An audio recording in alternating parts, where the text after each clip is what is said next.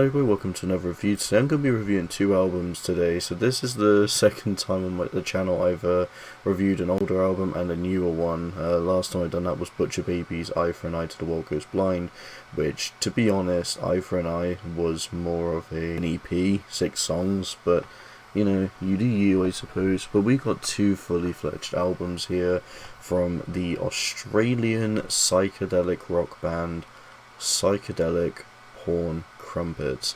So they released Carpe Diem Moonman back in May, and I didn't get the chance to review it as much as I wanted to.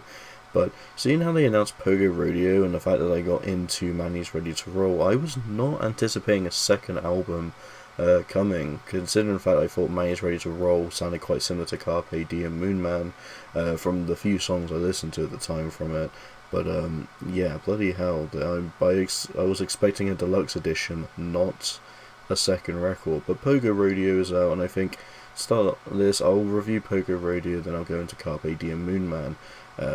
So yeah, interesting as hell that we actually have two albums from the band, but they are quite similar in style since they've been written around the same recording session and writing session. So I imagine some of these songs are more B-sides, but they still feel like they have as much effort and dedicated moments to it, similar to Carpe Diem Moonman. So start with Pogo Rodeo. Yeah, this is a really good album. I feel like they managed to get the psychedelics and just the kind of garage punk sound to just really work. They actually shred on this record. Some of the heaviest songs in their entire category, in their entire catalogue, is here. I mean, Salsa Verde is already just a face melter with just absolute riffs that just shred through in just such an amazing way possible. Then you get tracks like Manny's Ready to Roll, which I talked about this single being incredible, and I was wondering why was it not on Carpe Diem Moonman, and this is the reason why.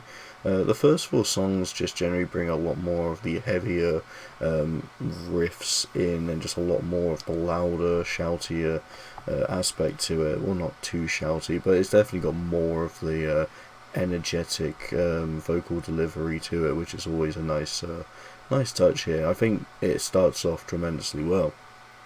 And then when you get to Japan, the album starts to be a bit more on the proper psychedelic side.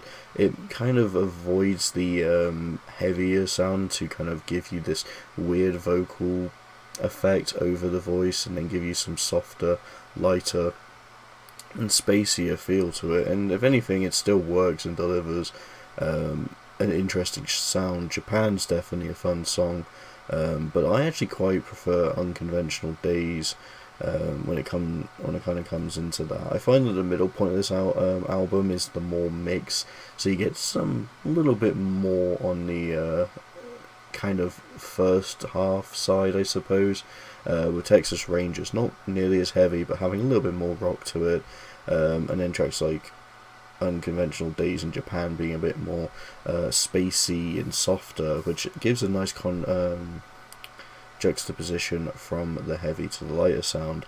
And by the time you get past Universal, which is kind of another one on the slightly similar to Texas Rangers in terms of what it wants to show off with its rock sound, the last 3 songs end up being a lot more psychedelic. They're tame, they're soft, and it sends the album into kind of a nicer, more casual, grounded direction. And I think it's an interesting take how they start off quite heavy, they have a bit of a mix, and then it kind of progresses to being very tame towards the end.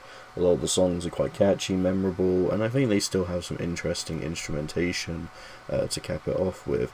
Now, Pogo Rodeo, I'm going to be completely honest, it's an amazing album, and it almost holds up entirely exactly the same as I feel with Carpe Diem, but I feel like Carpe Diem is just a smidge better, and I'll go into that when I review it. But with Pogo Rodeo, it's still an amazing record. It just kind of feels like it has the higher highs with just how insane the opening tracks can be, and even some of the songs in the second half are really good as well, but I don't think it quite has the consistency. I kind of feel I prefer the way the Carpe Diem is structured, because that album feels like it kind of takes the heavier, softer, psychedelic tracks and just mixes it in an order, so you're pretty much going to get something heavy, something casual, something tame, and so on and so forth. But this one's structured in a way that it just feels like they have a proper planning to put it in. But if anything, I still really enjoy this. If this is like B-sides to the album, they had a lot of strange but really interesting ideas for this.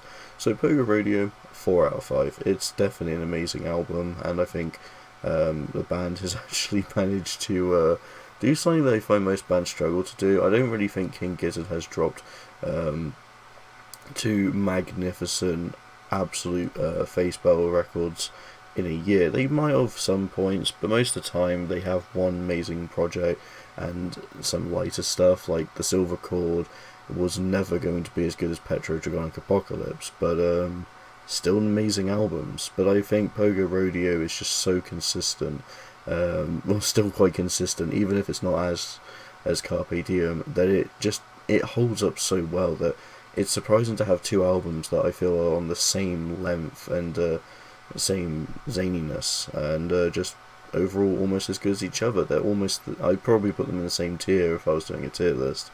That's how close these two come. I just slightly prefer Carpe Diem Moonman, and yeah, we'll go into that one. So Carpe Diem Moonman is so good, and it just literally has it kind of has more consistency as its strength, but I find Pogo Rodeo kind of has some of the higher highs. But that doesn't stop this album from just absolutely kicking ass. I feel like this has definitely a more concrete writing. I mean, they did do a line about Ozzy still alive, and we both know that didn't age very well. So I am worried, because Pogo Rodeo does mention Danny DeVito. Hopefully that's not going to be something that happening soon. Please don't tell me that. But yeah, this one's definitely a lot more mixed when it comes to how it's spread out. There's a lot more heavier songs midway, later on at the end, and etc. I like the way it's kind of structured here. It gives us a little bit more of it gives you more of the experience of the unknown. But with that unknown, you're still going to enjoy what you're given, pretty much. Another Reincarnation and March On for the Pax Ramona. They're not like nearly as insane as the opening tracks like Born in the AD or Salsa Verde from Pogo Rodeo, but they're still an amazing start that just brings in the kind of overall aesthetic you're getting. It's a zany, weird psych album that just pulls and it doesn't hold back. It just generally wants to be as weird as possible, but it has such a charm doing it. In a way that it's just awesome, and psychedelic stuff like this definitely deserves more representation in the modern era. So it's quite nice. You get some really interesting songs, and then you also do have your like kind of heavier stuff like Weird World, Awoke, Incubator, and Out of the Universe Pause are definitely some of the highlights when it comes to it. If anything, they got more of the rock side here. It's just that the heavier rock is on Pogo Rodeo, but the more like softer stuff, I would say, doesn't quite come as close to some of Pogo Rodeo, but I still think it has better writing on this record. I mean, tracks like Quick Math is great. That one's just quite a nice fun song.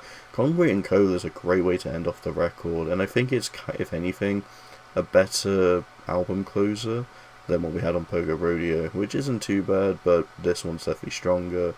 I find that this one is a bit more I just find this one's kind of a bit more easier to approach. I listened to these back to back, so maybe that had some impact on my opinion on Pogo Rodeo, but I kind of feel like if I didn't, it wouldn't make much difference. They're very similar albums, so it's hard to rank them differently between the two. But yeah, I definitely think that Carpe Diem Moonman is just a slight bit better than Pogo Rodeo, but they're definitely still amazing records. As I've been ranking, because I always do a rank of every single album when it comes out and see how it compares to others, I'm definitely can guarantee, and I can see these albums both in the top 50, because they are generally just so good. They got a lot of consistency. They're quite fun. They're easy to digest, and it's just a personal, really good experience. And if it wasn't obvious, Carpe Diem Moonman, as it is so similar to Pogo Rodeo, gets a 4 out of 5 as well. Both amazing records, and I feel like there's just a lot of fun ideas they bring to the table. I haven't listened to Psychedelic Porn Crumpets prior to this, but it's really nice that they have just released 2 albums, and I really feel like there's so much more they could explore, and I'm excited to see where it goes from here. The band has just been dropping banger after banger this year, and there's not really a song that disappoints, or a song I think is just a bit bland.